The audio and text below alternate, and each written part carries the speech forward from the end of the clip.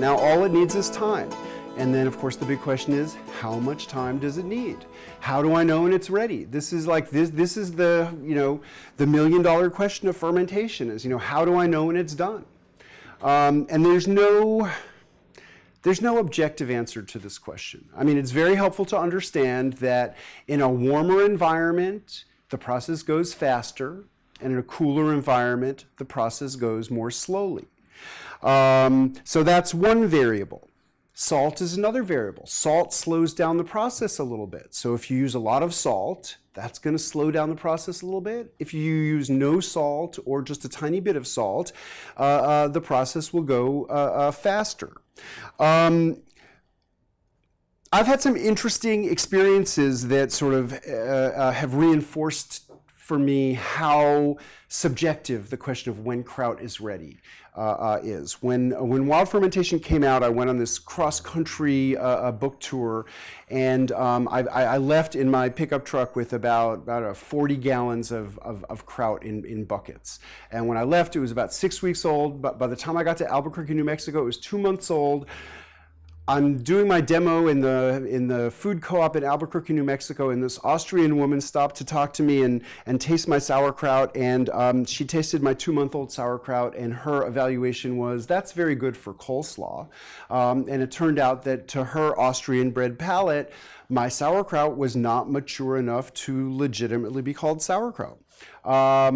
So, then she explained to me that in Austria they like it when it starts to get soft, which is something that will eventually happen because of enzymes in the vegetables will start to break down the pectins, which are the compounds that make vegetables crunchy. So, exactly the point when I'm thinking about throwing it into the compost, she's thinking that it's ready to eat. So, there's no accounting for taste really. Then the contrasting experience that I had was I ran out of sauerkraut towards the end of my tour, but I was always doing demos, so I started serving people 3-day-old sauerkraut. And the first time I did that, I felt embarrassed because it's not very sour after 3 days.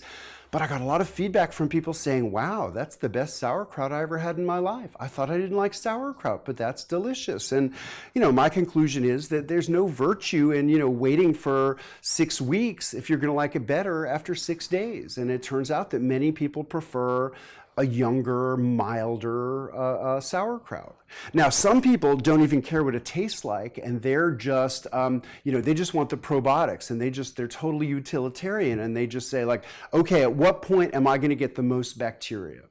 And if you just look at cell counts, I mean, it pretty much follows a bell curve, but that doesn't tell the whole story. Numbers don't tell the whole story. I mean, I mentioned earlier that sauerkraut is a successional process, and you get different bacterial strains coming into dominance at different stages of its development. So, probably the best thing you could do if you're interested in, cultivating biodiversity in your gut is to eat it at different stages of its development, because, at each stage you're going to get, somewhat different, community composition of bacteria.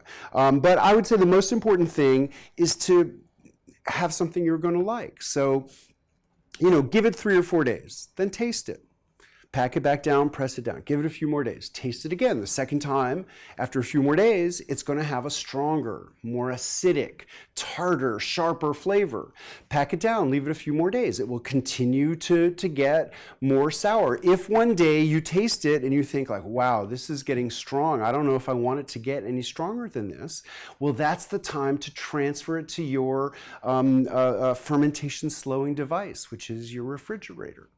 But you don't necessarily ever have to put it in the refrigerator, and certainly historically nobody ever put it in the refrigerator. But of course, if you live in an apartment, it's not like you can leave it for 8 months on your apartment counter, which is heated in the summer, in the winter time. I mean, it's not that you couldn't. You could, but it would just end up being soft and mushy like baby food over time. It wouldn't make it toxic or dangerous to eat. It would make it, maybe aesthetically less pleasing to you.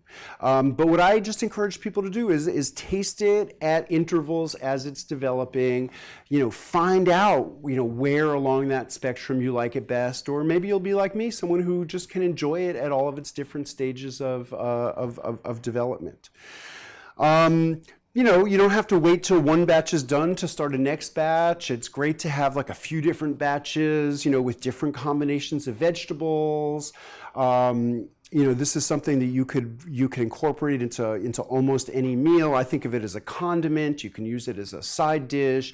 You can use it in sandwiches or wraps. You can eat it with eggs.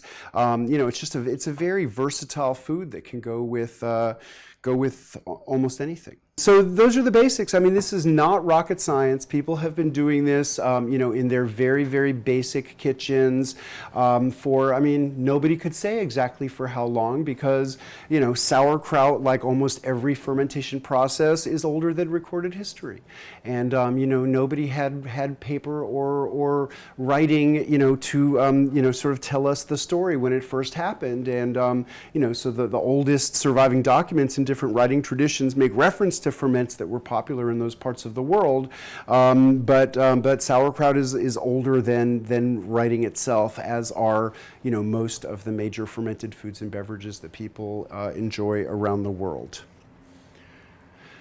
So yeah, thank you for your interest, and you know, I think that you know, really the best way to sort of, you know, deepen your understanding of fermentation is experiential education. And, you know, chop up a cabbage, grate some root vegetables, you know, salt them, you know, squeeze them or pound them, get them in a jar, ferment them, and start incorporating them into your meals every day.